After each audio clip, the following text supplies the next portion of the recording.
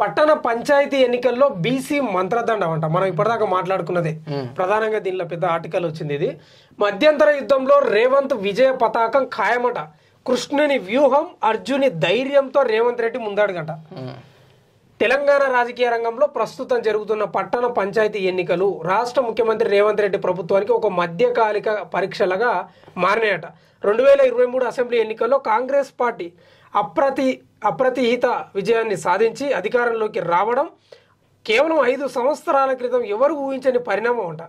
ఈ sudden power shift వెనుక రేవంత్ రాజకీయ వ్యూహాలు, ఆయన తీసుకున్న కఠిన నిర్ణయాలు ప్రధాన కారణాలుగా చెప్పబడుతున్నాయి. కానీ వాస్తవంగా కూడా అంటే 5 సంవత్సరాల కిందేమో అని దాదాపు 6 నెలలు 8 నెలల కింద కూడా ఎవరు ఊహించలేదు.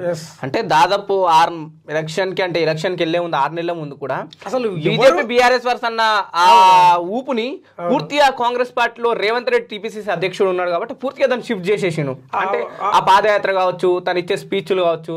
అంటే దానికి తోడు కూడా రేవంత్ రెడ్డికి ఏం కలిసి వచ్చిందంటే అప్పుడే కర్ణాటకలో కాంగ్రెస్ పార్టీ అధికారంలోకి రావడం అనేది పెద్ద బూస్ట్ ఇచ్చింది. అంటే ఇక 2 అంశాలు తీసుకోవచ్చు. ఒకటి రాహుల్ గాంధీ భారత్ జోడో యాత్ర, అదొకటి అంశం. అయితే అంశంతో మీరు అన్నట్టు కర్ణాటకలో అధికారంలోకి వచ్చింది. సో అదే స్ట్రాటజీ ఇక్కడ వాడింది. అక్కడైతే ఏ హామీలు ఇచ్చారో బీసీ రిజర్వేషన్ కావచ్చు, లేదంటే 6 గ్యారెంటీలు కావచ్చు, ఉస్తాబస్ ఇట్లాంటి హామీలు ఇక్కడ అవి ప్రొజెక్ట్ చేసిళ్ళు ఖచ్చితంగా. ఇంకోటి ఏంటంటే హుజరాబాద్ లో అప్పుడు ఉప ఎన్నికలు జరిగింది. కేవలం 3000 ఓట్లు వచ్చినాయి. 4000 బల్మూర్ వెంకట్కి, 4000 కూడా దాటలు బల్మూర్ వెంకట్కి. అట్లాంటిది ఏకదమ్ అధికారంలోకి వచ్చిందంటే రేవంత్ రెడ్డి కృషి కూడా ఉంది. ఖచ్చితంగా 2014లో రాష్ట్రం ఏర్పడిన వెంటనే జరిగిన పట్టణ గ్రామీణ స్థానిక ఎన్నికల్లో టీఆర్ఎస్ కు అద్భుతమైన ఆధిక్యం లభించింది. పంచాయతీ స్థాయిలో 63.02 ఓటు శాతం టీఆర్ఎస్ వైపు ఉండేదంట. అధికారంలోకి వచ్చిన తర్వాత ఏకదమ్ మొత్తం 63.02 ఓటు శాతం టీఆర్ఎస్ కే మళ్ళిందట. అయితే 2019లో ఇది 51% పడిపోయిందంట. మళ్ళా అదే సమయంలో కాంగ్రెస్ పార్టీ 21% నుండి 27% చేరింది. 2023 అసెంబ్లీ ఎన్నికల్లో ఈ గణాంకాలు మరింత మారినాయట. బీఆర్ఎస్ ఓటు శాతం 47% నుండి 30% పడిపోయింది.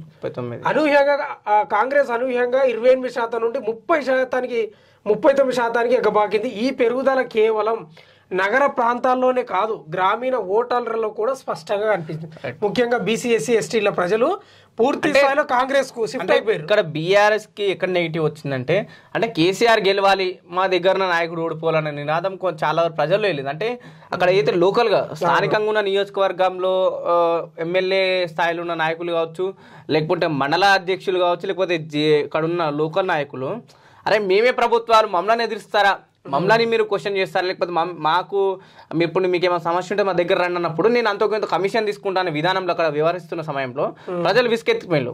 అంటే 2 సార్లు అధికారంలోకి వచ్చి 3వ సారి మేమే రాబోతున్నాం అన్న ఒక ఆలోచనలు ఉన్నారు. దాంతో ప్రజలు తిరస్కరించారు. అది వాస్తవం. ఎందుకంటే చిన్న చిన్న నాయకులు బీఆర్ఎస్ వచ్చినప్పుడే అధికారంలోకి 2014 10 ఏళ్ళు ఏకతాటిగా ఉన్నారు కదా.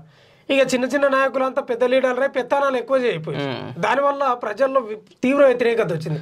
కొందరు ఎమ్మెల్యేలు గమనించండి, ఎక్కడ కూడా కేసీఆర్ పైన, అంటే కేసీఆర్ పైన కాంగ్రెస్ పార్టీకి చెందిన నాయకులే విమర్శించారు కానీ ప్రజలు ఎక్కడ విమర్శించలేదు.